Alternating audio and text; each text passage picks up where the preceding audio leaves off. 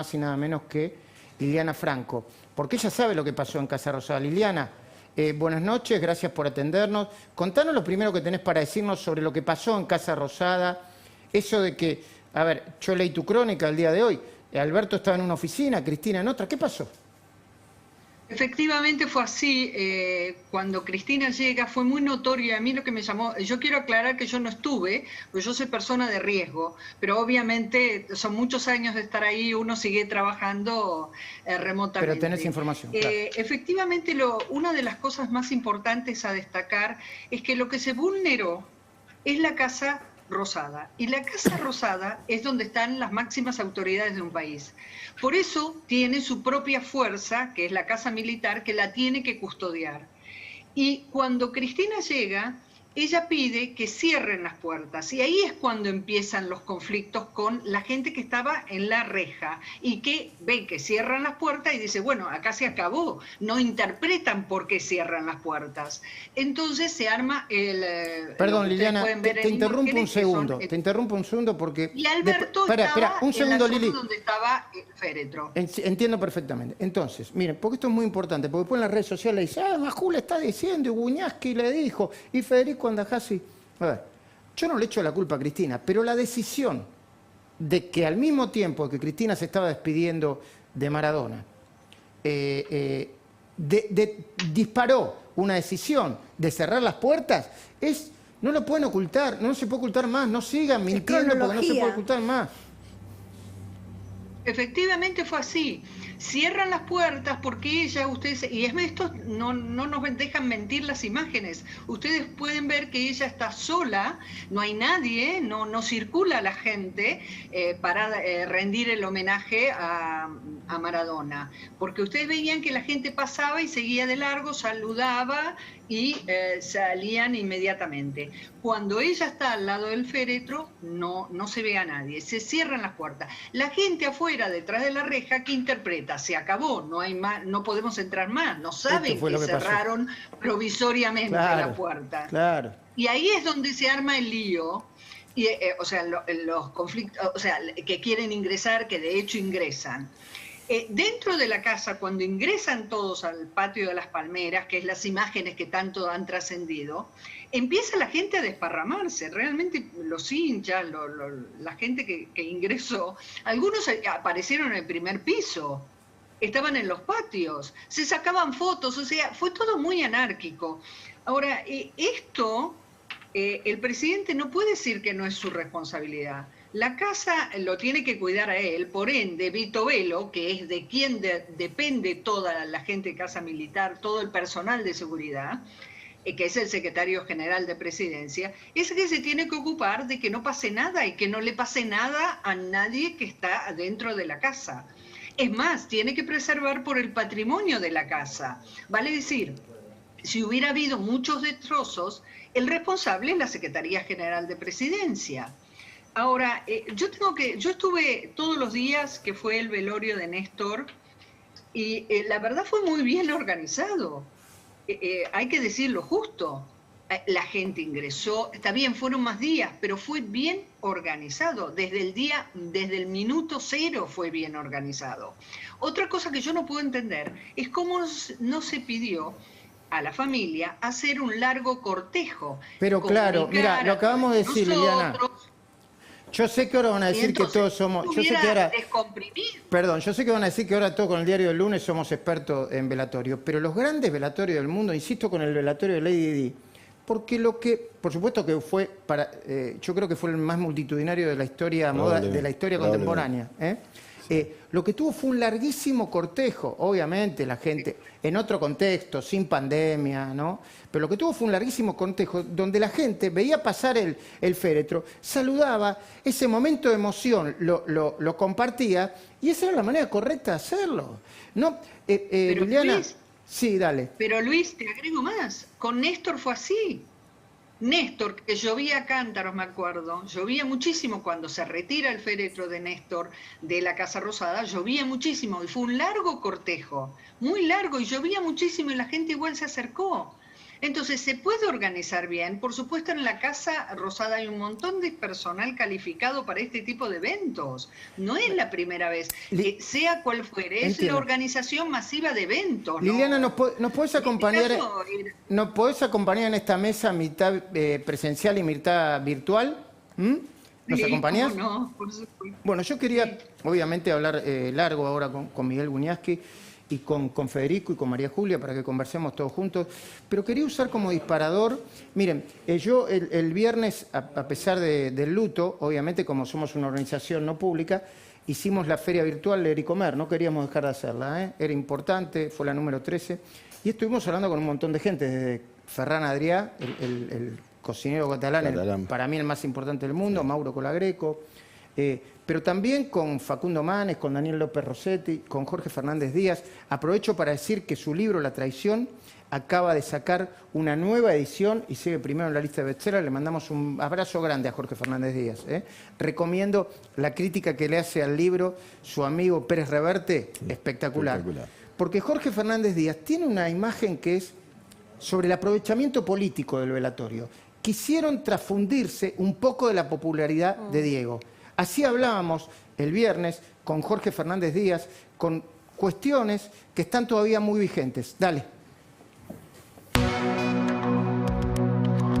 Me parece que el uso político del gobierno, que es un gobierno anémico de popularidad, quiere hacerse una transfusión con la sangre del mito terminado, del mito muerto y recién hecho. Mandan llamar a Grossman para hacer un gran despliegue mítico, cinematográfico, como el que hicieron con Néstor Kirchner, y sale todo mal. ¿Y por qué sale todo mal? Porque no pueden organizar ni un velorio. ¿Cómo van realmente este gobierno a crear de verdad un plan de desarrollo, una política exterior consistente, etcétera? No puede organizar ni un velorio. Al kirchnerismo le pasa algo muy curioso, y es que frota la lámpara del mismo modo y en el mismo tiempo que frotaba en gestiones anteriores, y antes salía el genio, ahora el genio no sale, ¿no? Y eso es una novedad bastante inquietante. Este gobierno no es efectivo ni para el bien ni para el mal. El pueblo argentino cae en delirios de unanimismo de vez en cuando. Esos delirios de unanimidad, ¿viste? No, se piensa de determinada manera y el que se sale de ahí lo mata. Es una especie de fascismo mental que se crea de vez en cuando, digamos. Bueno, enseguida vamos a dar una información de último momento que tiene Hugo Machiavelli, que incluye un audio. Después nos explicás, Hugo, de qué se trata este audio. Primero, procesá todo, vamos a hacer las cosas bien. Procesemos bien la información, Hugo, pongámosle contexto, y después, cuando esté todo muy chequeado por la producción, Matías, por favor, Nico, chequen todos en la producción y damos esa información de último momento. ¿Sí? ¿Estamos? Confíen ustedes, chequeemos, porque dice Hugo Machiavelli, que habló con Matías, vos estás en los controles, seamos ordenados. Tu reflexión, Miguel. Mira, lo digo con cautela, pero me parece que son los hechos objetivos. Esto es una crisis institucional. El presidente y la vicepresidente no se hablan. No es una crisis institucional, teniendo en cuenta el poder político electoral de la vicepresidente. No se hablan. La ministra de Seguridad no sabe lo que decide Julio Vitovelo. Hay desconexión entre los ministros. Tratan de, precisamente, vampirizar la figura de un muerto, y lo vampirizan de la manera más negligente posible. No evalúan bien lo que es el fervor futbolero, y por el contrario lo llevan a un éxtasis demencial, dejando que los barras se infiltren todo. Y tomaron la Casa de Gobierno. Si esto no es una crisis, ¿la crisis dónde está? A mí una de las cosas que me impresionó mucho ese día, y ahora con el día después se puede analizar. 14:35 entró Cristina a la Capilla Ardiente. La crónica que publica La Nación ese mismo día dice que estuvo 5 minutos allí y que después fue con la senadora Fernández Sagasti a tener un almuerzo al despacho del ministro del Interior, Guado de Pedro. Y exactamente a las 4:20 de la tarde fue cuando Guado de Pedro sacó esa comunicación por Twitter, ¿no?, exigiendo a la policía de la ciudad que se retire.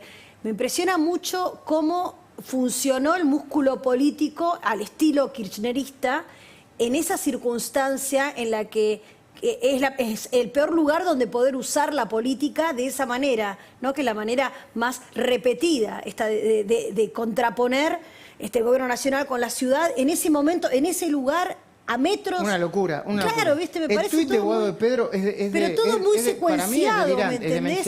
En medio de un almuerzo, o sea, ¿qué es esto? Tremendo. ¿Federico? Sí, mira, a ver, para frasear a Cristina, ella dice que hay funcionarios que no funcionan. Y lo que uno ve es un poder ejecutivo que no ejecuta, es un gobierno, digamos, que no puede hacer nada, ni siquiera de lo que se propone. Vos lo decías al principio, Luis, se proponen vacunar, no sabemos cuándo, no sabemos de qué manera, en principio 10 millones de argentinos. ¿Esta va a ser la logística? ¿Esto que vimos el otro día va a ser la logística del operativo de vacunación? A mí me preocupa ver que tenemos este gobierno que no puede, insisto, tomar una decisión, porque ¿qué está pasando? A ver, el gobierno puede decidir cualquier cosa, pero si Cristina no aprueba eso, eso no va a salir. Y eso es lo que estamos viendo. Es esta puja, esta lucha entre el presidente y la vice, digamos, que tiene completamente paralizado al gobierno y al país. Liliana Franco. Yo lo que observo es que el gobierno de Alberto Fernández ve otra película, me parece. Fíjense cómo fue la secuencia de ese día. Ese día Alberto, el presidente, llega a la Casa Rosada, se saca selfies con la gente que estaba esperando para ingresar, ingresa, se acerca a dar sus respetos, saluda, vuelve a su despacho. Había suspendido el día anterior todas las actividades oficiales, luego pasan todos los hechos que ustedes han explicado con mucha claridad, luego mantiene una videoconferencia con los gobernadores para hablarles y coordinar un plan de vacunación de una vacuna que todavía no está en el país, les recuerdo, o sea, y termina el día hablándole a los argentinos, recordándoles que hay que tener distanciamiento social porque la pandemia no se fue, o sea que podemos llegar a tener una segunda ola, y contando cómo va a ser todo un esquema de vacunación. Entonces, a mí ese día me dejó mucha angustia porque dije, no entiendo nada, o sea, vimos todo. Y el otro gran tema, Liliana... Cosa... Y el otro gran tema, vos estás poniendo todo en un contexto. Hemos leído con mucha atención la información de hoy de Liliana Franco. Y vos decís que se vienen muchos problemas en la economía, quizá tan graves como los que tuvimos cuando el dólar empezó a subir, ¿no? Absolutamente. O sea, no es que estamos en un país donde está todo bien, ya todo pasó y que bueno, estamos esperando la vacuna y es el único inconveniente. Tenemos una economía muy, muy, muy frágil. Recordemos que no tenemos casi reservas en el Banco Central, que se está recuperando del subsuelo la actividad, pero por supuesto estamos lejos todavía de... Este año el PBI va a caer cerca del 12%. Y tenemos un problema con la inflación que empezó a acelerarse. Se está hablando de que estos 2 últimos meses estará en el orden del 4%, y algunos temen enero también. Entonces, no estamos en un país donde está todo bien. Por eso yo no entendí, y hasta tuve discusiones con algunos que decían, ¿cómo no va a hacerlo? Yo no pude entender que el presidente suspenda sus actividades, y comprendo lo que es Diego Maradona para el mundo, ya no para la Argentina. Pero, a ver, el presidente puede dar sus respetos, puede ordenar la bandera media asta, pero ¿cómo no va a seguir gobernando? No lo puedo entender. Y muchos me decían, ¿cómo? Tiene que parar de trabajar. ¿Cómo va a parar de trabajar el presidente? Bueno, yo seguí trabajando. O sea, creo que muchos siguieron trabajando. Claro que sí. Liliana... Eso es lo que me preocupa. Y me preocupa una cosa más con lo que ustedes estaban hablando.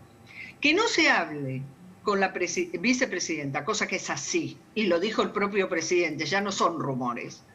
Es de una gravedad institucional muy importante, porque la vicepresidenta no es cualquier vicepresidente, es el que aportó la mayor parte de los votos. Estamos hablando de una puja de poder, no estamos hablando de que se pelearon porque no le gustaba el menú. Estamos hablando en una probable crisis institucional, como dice Miguel Guñasqui también. Gracias, Liliana, por compartir con nosotros. Muchísimas gracias. Gracias a usted. Muchas gracias. Otra reflexión durante la semana que la renovó ayer de manera brillante el filósofo, nuestro compañero Santiago Kovalov, fue